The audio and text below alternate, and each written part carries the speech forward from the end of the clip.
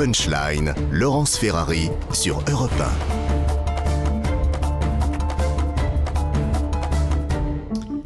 Et bienvenue à tous et à toutes si vous nous rejoignez à l'instant en direct sur Europe 1 et sur CNews dans Punchline. On débat des grandes lignes de l'actualité avec nos invités. Karim Zerebi, consultant CNews. Bonsoir Karim.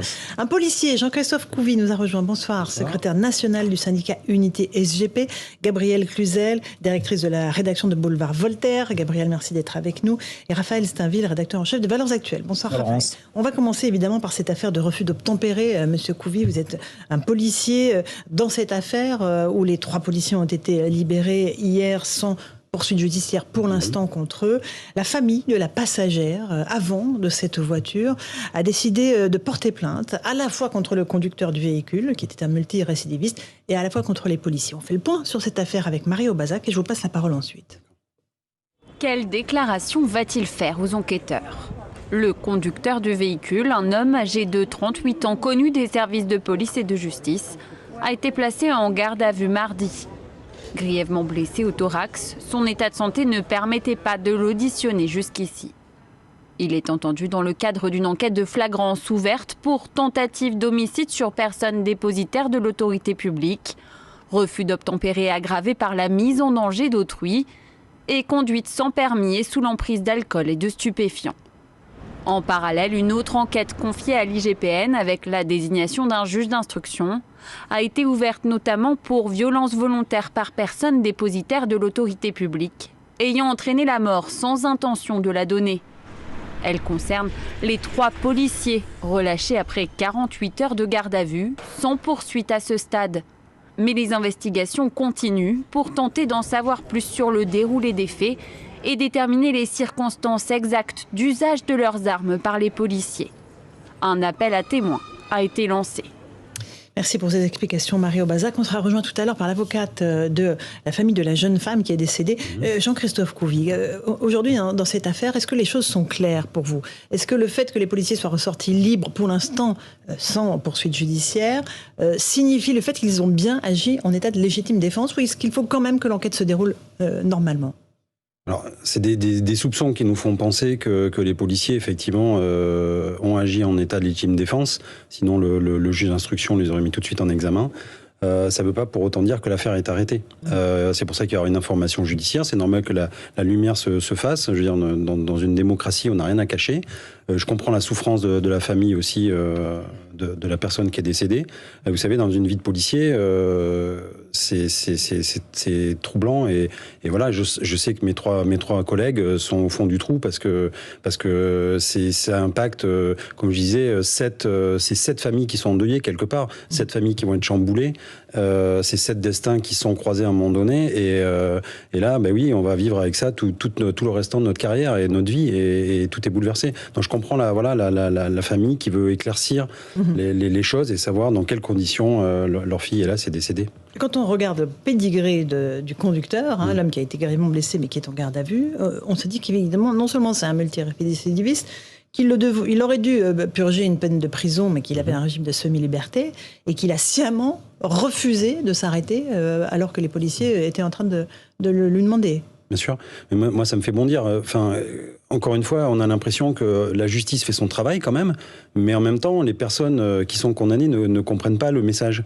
Quand on est connu sur plus de 80 faits, je pense qu'il faut, à un moment donné aussi, faut se poser des questions. Là, on est en état de semi-liberté, on en profite pour aller picoler, prendre de la drogue, conduire sans permis, et à la fin, ça fait un drame. Donc oui, encore une fois, je ne sais pas ce qu'il y a dans la tête de ces personnes-là. C'est le vide intersidéral, j'en sais rien. Ils comprennent pas le message de la justice. Donc, où est-ce qu'il faut mettre le curseur ? On peut en discuter justement. Raphaël Steinville, qu'est-ce que ça vous inspire ? Alors moi d'abord je comprends que la famille puisse porter une double plainte. Entendu. D'abord contre le chauffeur et contre la police. Ça ne veut pas dire qu'elle accuse, mais cette famille veut toute la lumière sur cette affaire. Après, moi, ce qui me choque et me trouble, c'est la célérité avec laquelle un certain nombre de personnes, qu'il s'agisse de politiques, mais pas que, qui ont immédiatement pointé du doigt la police, un usage immodéré de leurs armes, comme si c'était des cow-boys, ne prenant pas en compte le contexte, alors même que l'enquête n'était pas allée jusqu'à son terme. terme. Et pour une fois, je dois dire que je rejoindrai notre ministre de la Justice qui, ce matin, s'en est pris à la France Insoumise et rappelons que c'était pas au Politburo de la France Insoumise de rendre la justice. En tout cas, c'est la force peut-être de la France Insoumise aujourd'hui, c'est qu'ils auront réussi à instiller l'idée qu'aujourd'hui, on avait une police de cow-boys qui dégainait leurs armes à la moindre incartade. Et ça me choque. En revanche, que toute la lumière soit faite, qu'on laisse la police travailler, la justice travailler jusqu'au bout, bien évidemment, c'est nécessaire. Alors peut-être un rappel sur les chiffres avant de vous passer la parole, Gabriel Cluzel. William Molinier d'Europe 1 signalait que selon les informations du ministère de l'Intérieur, il y a eu l'an dernier 26 320 refus d'obtempérer, 201 tirs de policiers. Ça représente donc 0,76% des cas. Ça permet de remettre les choses quand même en perspective. 26 000 refus d'obtempérer et 201 tirs de policiers. Gabriel Cluzel.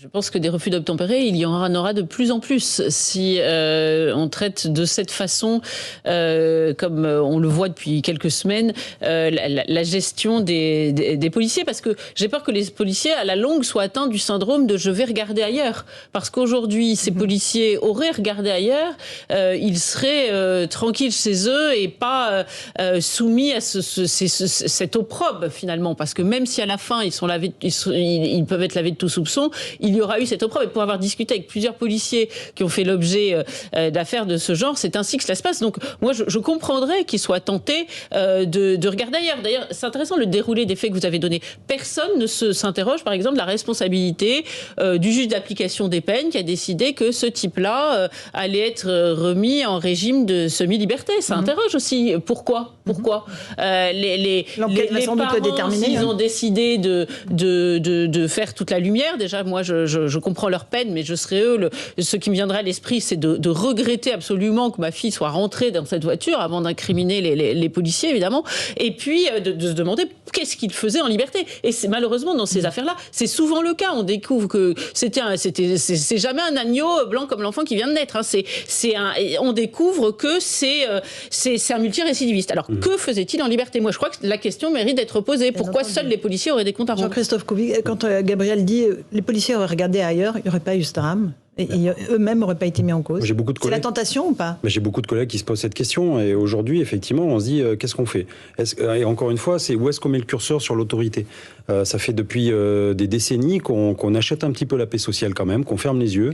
Nous, on a aussi des instructions pour nous dire, attention, abandonnez la chasse, il faut surtout pas qu'il y ait d'accidents, on veut pas de problème dans certaines banlieues, vous n'y allez pas, mais c'est jamais des ordres écrits, bien sûr. C'est toujours à l'oral, parce qu'on a une hiérarchie qui est très frileuse, qui a du mal des fois, qui a les jambes qui tremblent assez facilement, qui a un déroulement de carrière et tout ça. Et donc nous, policiers, on rentre aussi pour faire, j'allais dire, la belle affaire.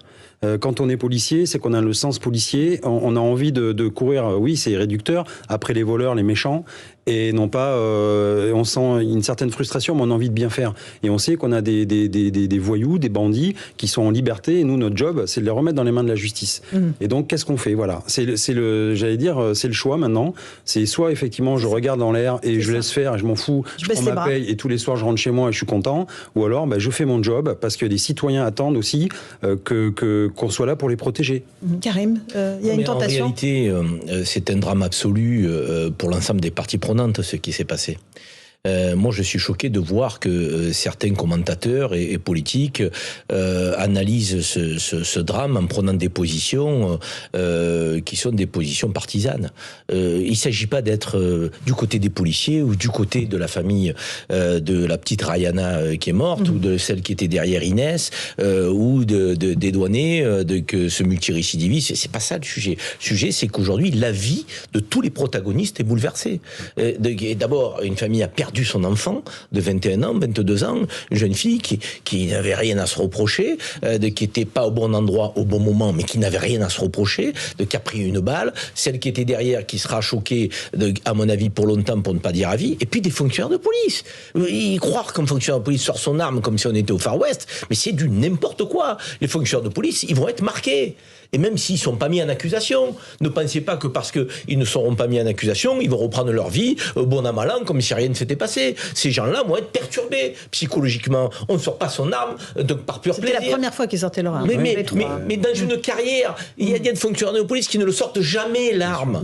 C'est l'immense majorité des cas. Donc c'est pour ça qu'il faut sortir de ces poncifs qui sont insupportables et qui mettent la police en cause à tout moment. Il y a une justice, il y a une enquête, laissons les experts travailler. On fait une petite pause, je vous passerai la parole, Monsieur Couvi. On accueillera aussi Maître Sacha Novakovic, Sylvie Novakovic, qui défend justement la famille de cette jeune femme qui a trouvé la mort dans ce refus d'obtempérer. A tout de suite dans Punchline sur Europe 1 et sur CNews. 18h-20h sur Europe 1, Punchline, Laurence Ferrari.